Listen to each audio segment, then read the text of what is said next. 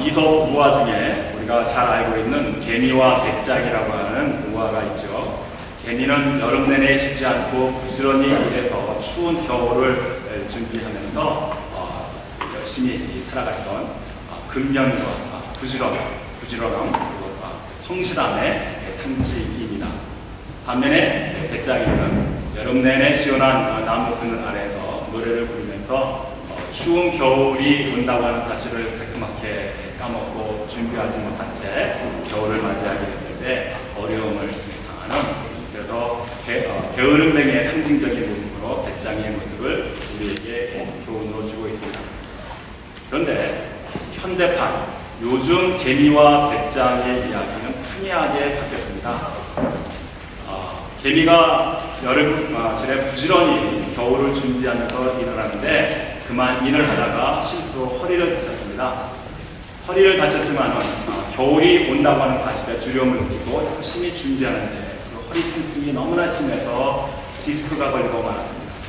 옴짝달싹 할 수 없는 상황이 되어서 결국은 병원에도 제대로 가지 못하고 치료를 제대로 받지 못한 채 겨울을 맞이하게 됩니다.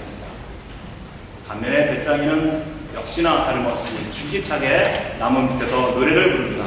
그런데 어느 날 백장이가 번뜩이는 아이디어를 가지고 자기의 노래를 잘 녹음해서 유튜브에 올렸습니다. 폭발적으로 인기를 얻게 된 이 백장이의 인기가 하늘로 품줄모르고 치솟아서 세계적인 유수한 대기업들이 이 백장이를 모셔서 회사에 광고를 하기를 위해서 줄을 이었다고 합니다. 결국은 백장이는 큰 부자가 되었습니다. 겨울이 왔습니다. 백장이는 큰 돈을 벌었기 때문에 추운 겨울에도 걱정 없이 살게 되었습니다. 반면에 개미는 추운 겨울 허리 디스크 통증으로 인해서 배고픔과 함께 고통 속에서 지내야 했습니다. 어느 날 개미는 백장이를 찾아갔습니다. 그리고 그에게 도움을 청했습니다. 백장이는 옛날 자기 할아버지께서 개미 할아버지의 도움을 받았던 사실을 기억하면서 개미를 병원에 입원시키고 디스크도 수술해주고 식량도 나누어 주면서 그 겨울을 따뜻하게 잘 날 수 있었다고 합니다. 향이하게 다르죠?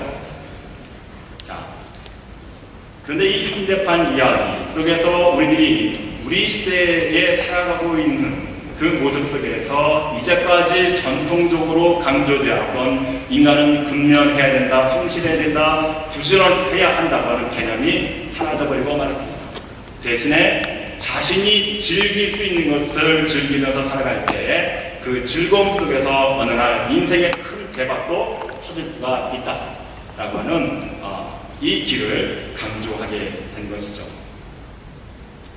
여러분들은 여러분들의 자녀들에게 무엇을 교육하고 계십니까? 성실하게, 근면하게, 열심히 공부해라. 이것을 강조하십니까? 아니면은 이 시대에 맞게 우리 자녀들에게 있는 장점이 무엇인지를 잘 생각하면서 그 아이가 평생 즐기면서 살아갈 수 있는 삶의 길을 교육시키겠습니까? 혼란스럽죠. 내 자녀를 위해서 내가 어떻게 애쓰고 수고하면서 이 자녀가 이 다음에 사회 속에서 올바로 성장하고 잘 사는 이 자식으로 만들 것인가? 어떤 길을 선택할 것인가? 괴로움이 많습니다.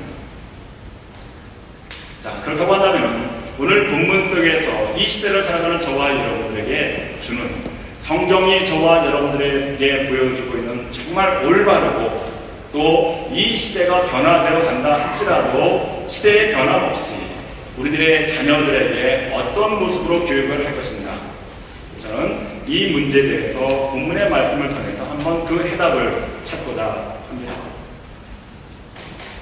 우리가 살아가는 시대 속에서 어떤 삶이 중요하다, 중요하지 않다, 어떤 삶이 옳고 그르다, 정의, 사회적인 판단 기준을 이것이다 저것이다 분명하게 정의를 내릴 수 없는 시대 속에서 저와 여러분들은 살아가게 되었습니다.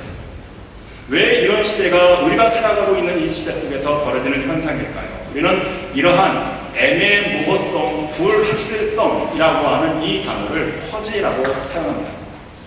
퍼지라고 하는 단어는 여러분들이 인터넷 웹사이트에 가서 퍼지 한번 쳐보세요. 아주 여러 가지로 자세하게 설명을 해주고 있습니다. 그런데 그 퍼지 이론의 가장 중요한 핵심은 애매모호성, 불확실성이랍니다. 저와 여러분들이 살아가는 이 시대가 바로 그런 시대라고 하죠. 간단하게 예를 들자면 퍼지 이론이라는 게 무언가. 여러분 우리 자녀들도 굉장히 좋아할 줄 알았는데 미국의 유명한 팝 가수 가운데에서 마이클 잭슨이라고 하는 가수가 있죠. 이 친구가 죽었음에도 불구하고 아직도 그 인기는 하늘로 치솟아서 땅에 떨어질지 모릅니다. 모든 사람들이 마이클 잭슨 이름만 들어도 열광합니다. 여러분 그 이유가 뭡니까? 마이클 잭슨이 흑인입니까? 백인입니까? 되면 뭐하죠? 흑인으로 태어났긴 태어났는데 죽었을 때 그 모습은 얼굴 색깔은 백인, 하얗게 됐죠. 남자입니까? 여자입니까? 남자임에도 불구하고 그의 목소리는 남자이기를 거부합니다.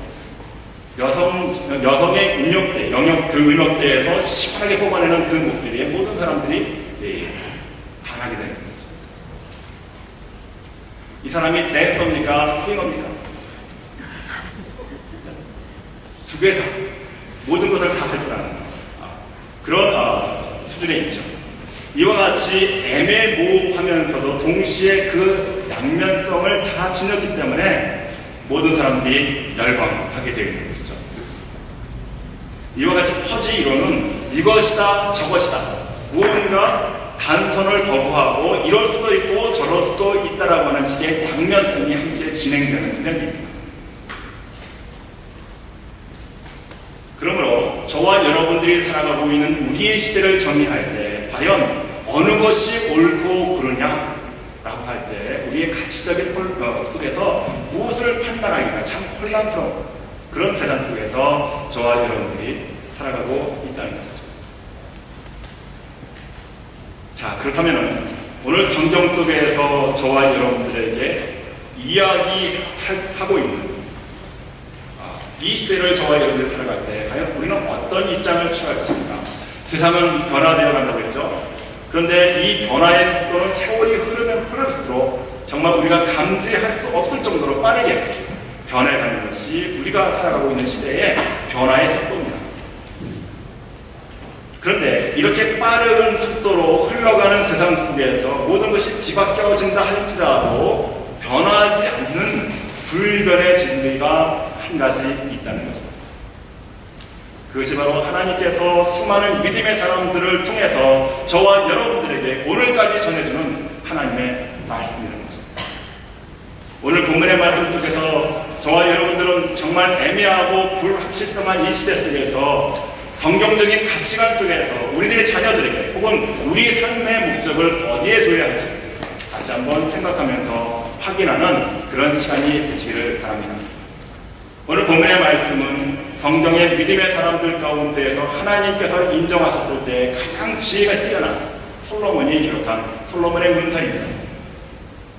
솔로몬이 아버지 다윗의 뒤를 이어서 왕이 되었습니다. 너무 어린 나이에 왕이 오니까 두려움이 생겼어요. 그러면서 하나님 앞에 일천번제를 드리게 됩니다. 하나님, 이 어린 종이 어찌하여 이 수많은 백성들을 올바른 진리의 길로 인도할 수 있겠습니까? 어떻게 하면 좋겠습니까?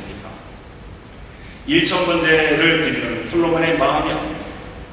하나님께서 그러한 솔로몬에게 응답해 주십니다. 너는 내게 구하라. 무엇이든지 내가 나에게 구하는 것을 내가 허락하리라. 이때 솔로몬이 하나님, 저는 보시다시피 작은 아이입니다. 저에게 지혜로운 마음을 주셔서 주의 백성들을 잘 재판하게 해서 선악을 분별하게 하옵소서. 이런 기도를 드렸을 때 솔로몬의 기도를 들으신 하나님께서 너무나 기뻐하셨습니다. 자기의 유익을 구하지 아니하고 이 백성들을 어떻게 선한 길로 분별하면서 인도할 것인가 라고 하는 왕의 고민의 마음을 하나님께서는 너무나 기쁜 마음으로 받으셨다는 것이죠. 이러한 솔로몬의 기도 앞에 하나님께서 어떻게 하셨습니까? 내가 수도 구하지 아니하고 이방 나라의 원수들이 무너지는 것을 구하지 아니하고 오직 백성들을 올바른 길로 구별할 수 있는 지혜를 구하였으니 너는 이후로 너와 같은 사람이 없을 정도로 내가 모든 부와 명예를 너에게 허락해 주겠다. 하나님의 응답이셨습니다.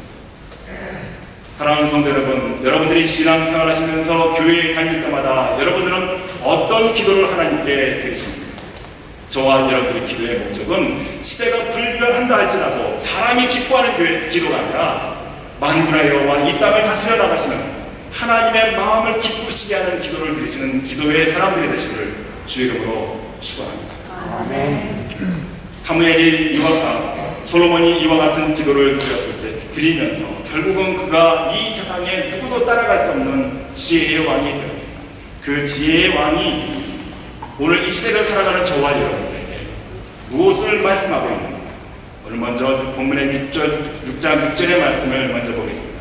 게으른 자여 개미에게 가서 그 하는 것을 보고 지혜를 얻으라. 여러분, 지혜를 배우는데 누구에게 가서 지혜를 배웁니까? 개미에게 가서 지혜를 배우라는 겁니다. 개미는 이 세상의 만물 가운데서 가장 지극히 작은 보잘것없는 곤충입니다. 그 곤충에게 과연 배울 것이 무엇이 있겠습니까? 그러나 그럼에도 불구하고 이 솔로몬이 오늘 본문의 말씀 속에서 개미에게 가서 지혜를 배우라고 하는 그 마음은 어떤 마음입니까? 개미에게 지혜를 배운다고 하는 사실은 지혜를 개미에게서 배운다고 하는 목적보다도 먼저 인간의 태도를 말씀하고 있는 것입니다. 하찮은 미물일지라도 이 세상에 지극히 보잘것없는 개미일지라도 그 개미를 통해서 무언가 배울 수 있는 진리가 거기에 있다는 것입니다. 이러한 태도 속에서 우리가 솔로몬의 마음 가운데 엿볼 수 있는 것이 무엇입니까? 겸손입니다. 거꾸로 말하면 개미에게서 아무것도 배울 수 없는 인간은 쓸모없는 인간이라는 것입니다. 교만한 인간이라는 것이죠. 이 시대를 살아가는 또 하나의 특징이 뭡니까? 다른 사람들에게서 내가 무엇을 배울 것인가? 교훈을 얻으려고 하는 태도가 사라졌습니다. 무언가 내가 잘못 살아가고 인생에 허점이 있을 때 다른 사람들이 나에게 충고해준 것을 기억하지 않습니다. 오히려 나의 잘못에 대해서 충고하는 사람들에게 우리는 대항하죠. 덤벼듭니다. 한국에서 요즘 신문 지상을 떠들썩하게 하는 사건들이 뭡니까? 할머니께서 어린 아이들이 잘못하는 것을 보면서 충고했을 때 그 길을 지나가는 어린아이들이 할머니를 때립니다. 폐륜이죠. 왜 이런 폐륜이 이 시대를 살아가는 저와 여러분이 뉴스를 통해서 소식을 통해서 듣는 그런 현상이 되버리고 말았습니까? 이 세상은 겸손이 사라져버린 그런 세상으로 변해버리고 말았습니다. 누군가에게 내가 무엇을 배울 것인가를 잃어버리며 오직 나 잘난 맛에 이 세상을 살아가는 사람들로 가득 차 있는 그런 세상 속에서 저와 여러분들이 살아간다는 것이죠. 이런 세상 속에서 개미에게 배울 수 있는 솔로몬의 마음의 자세는 겸손함을 우리에게 강조하고 있는 것이죠. 오늘 우리 교회 창립 20주년을 맞이하는 사랑하는 한사랑교회 성도 여러분, 그리고 이 자리를 축하하시기 위해서 함께 모여 예배드리는 사랑하는 성도 여러분, 오늘 본문의 말씀을 통해서 우리들이 아무리 세상이 빠르게 흘러간다 할지라도 우리가 중심에 놓치지 아니하고 불변할 수 있는 마음의 태도는 결국은 겸손한 마음이라는 사실을 마음 가운데 명심하시면서 여러분들의 가정 안에서 겸손한 여러분들이 되시고 여러분들이 섬기는 교회를 위해서 겸손한 여러분들이 되셔서 이 사회가 모든 사람들에게 하나님의 진리가 이런 것이라고 하는 이런 삶의 태도가 여기 있다는 것을 보여줄 수 있는 여러분들이 되시기를 주의 이름으로 간절히 축원합니다. 아멘. 솔로몬이 겸손한 태도로 개미를 관찰했을 때에 그 개미에게 배운 것이 무엇입니까? 오늘 본문의 7절의 말씀에 보니까 개미에게는 두려움도 없고 간역자도 없고 주권자도 없대 라고 말하고 있습니다. 개미는 스스로 알아서 일한다는 것입니다. 그럼 개미가 무엇을 위하여 스스로 일하는 것인가? 8절 말씀에 보니까 먹을 것을 여름 동안에 예비하며 추수할 때 양식을 모으는 개미가 스스로 알아서 일을 하는데 무엇을 위하여 일하는 것인가? 미래를, 앞날에 다가올 날을 예측하면서 오늘 땀을 흘려가는 모습을 우리는 말씀 속에서 볼 수 있습니다. 사랑하는 성도 여러분, 여러분들은 무엇을 위하여 원하면 고국을 버리고 이 미국 땅에 와서 살고 계십니까? 여러분들이 이 미국 땅에서 살아가는 여러분들의 삶의 모습은 과연 무엇을 목적에 두고 무엇을 얘기하면서 살아가고 계십니까? 내가 그냥 미국에 왔기 때문에 그냥 사는 거지, 내가 미국에 온 것에 무슨 목적이 있는가? 밀려서 살다 보니까 여기까지 왔나? 여러분, 그렇게 살아가시는 여러분들이십니까? 여러분들이 예수 그리스도를 나의 구주로 영접하고 그 예수를 믿는 믿음 안에서 살아가는 여러분들의 삶의 목적은 도대체 어디에 있는 것입니까? 여러분들이 평생 이루어야 할 삶의 궁극적인 목표를 확실히 가지시는 여러분들이 되시길 바랍니다. 아멘. 무엇을 위하여 오늘 땀을 흘리는 것인가? 무엇을 위하여 내 자녀들을 교육하는 것인가? 한 사람 교회가 비록 적은 교회일지라도 무엇을 위하여 이 청년들과 함께 씨름하면서 뜨거운 여름철에도 교회에 불러놓고 찬양을 연습시키고 하나님의 말씀을 통해서 저들이 변화되는 이 노력을 아끼지 않으며 땀을 흘리는 것인가? 무엇을 위함입니까? 오늘을 위함이 아니라 바로 우리 앞에 펼쳐질 미래를 바라보면서, 내일을 바라보면서 오늘 땀을 흘릴 수 있는 그 모습을 찾기 위해서 우리는 노력하고 헌신해야 될 줄로 믿습니다. 아멘. 이와 같이 우리에게 미래를 얘기한다고 했을 때, 그렇다면 과연 우리는 어떤 미래를 준비하기 위함입니까? 오늘 본문의 말씀에 9절에서 11절 말씀에 보니까 게으른 자여 내가 어느 때까지 눕겠느냐, 내가 어느 때에 잠에 깨어 일어나겠느냐, 좀 더 자자, 좀 더 졸자, 손을 모으고 좀 더 눕자 하면 내 빈궁이 강도같이 오며 내 분필이 군사같이 이르리라. 게으른 자의 모습 속에서 저와 여러분들이 볼 수 있는 것은 사탄이 인간을 유혹할 때 단계적으로 인간을 무너뜨리는 모습을 우리는 엿보습니다. 우리의 신앙이 사탄의 시험에 들어서, 유혹이 들어서 깊이 잠들면 시험이 옵니다. 시험 다음에는 시련이 오죠. 시련 다음에는 결국은 죽을 수밖에 없는 멸망의 길로 빠져가는 것이 바로 사탄이 저와 여러분들을 무너뜨리는 방법입니다. 게으른 자의 모습과 똑같습니다. 결국 게으르면 오늘 하나님께서 내 인생을 하나님의 거룩하신 부르심 앞에 살아가게 했음에도 불구하고 그 거룩한 나의 생명을 망각한 채 이 땅에 불나방처럼 살아갈 때 결국은 저와 여러분은 사탄의 강력한 유혹과 시험 앞에서 사탄의 도구가 되어서 멸망의 길로 빠져갈 수밖에 없다는 것이죠. 그 모습을 오늘 우리에게 솔로몬은 적나라하게 보여주고 있는 것입니다. 자, 그렇다고 한다면 우리는 어떤 태도로 우리의 미래를 준비하면서 오늘 땀을 흘리며 살아갈 것입니까? 게으른 자가 되지 않기 위해서 저와 여러분들이 가져야 할 삶의 태도에 대해서 누가복음 12장 35절의 말씀에서 이렇게 증거하고 있습니다. 우리 앞에 화면을 보시면서 12장 35절의 말씀을 같이 한 목소리로 읽겠습니다. 시작. 허리에 띠를 띠고 등불을 켜고 살아있다. 첫 번째, 미래를 준비할 때 저와 여러분들이 살아가야 할 삶의 태도는 허리에 띠를 띠라는 겁니다. 허리에 띠를 띠는 사람들은 민첩합니다. 예민합니다. 무엇에 대한 민첩함과 예민함입니다. 사탄의 세력에 공격을 당했을 때 그것을 대항하는 우리의 삶의 모습을 저와 여러분에게 보여주고 있는 것이죠. 이 세상은 쾌락과 유혹 속에서 타락하며 영적으로 흐려진 세상 속에서 저와 여러분들이 살아갈 수밖에 없습니다. 이러한 세상의 흐름 속에서 저와 여러분들이 그래도 우리 믿음과 신앙을 지켜가면서 살아가야 할 가장 준비된 태도는 허리에 띠를 매는 준비하는 겁니다.